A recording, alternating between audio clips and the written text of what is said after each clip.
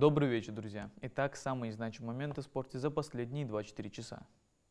3 золотые и 3 бронзовые медали завоевали ингушские спортсмены на открытом турнире по джиу-джитсу «Король Партера-25», который проходил с 26 по 27 октября в Москве. Мансур Булгучев стал обладателем 2 наград. Он занял первое место в весовой категории до 28 килограммов.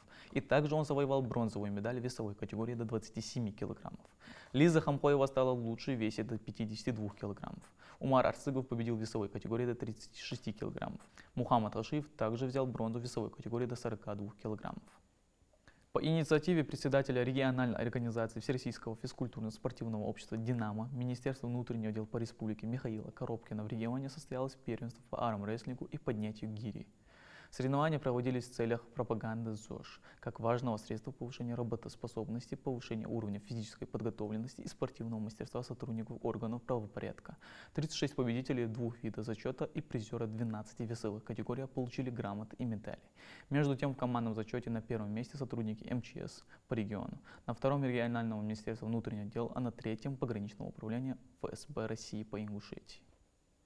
Накануне десятилетний Махди Мухаммад Тангиев одержал досрочную победу в суперсхватке по джиу-джитсу на чемпионате Лапелла де Лута 14. Спортсмен досрочно выиграл суперсхватку против Гидгафова Кантемира, несмотря на то, что вышел на бой с недовесом в 3 килограмма. Тангиев является учеником Махача Магомед Аминова и представляет зал Махач Самбо.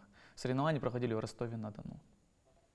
Это были все спортивные новости на сегодня. Спасибо за внимание.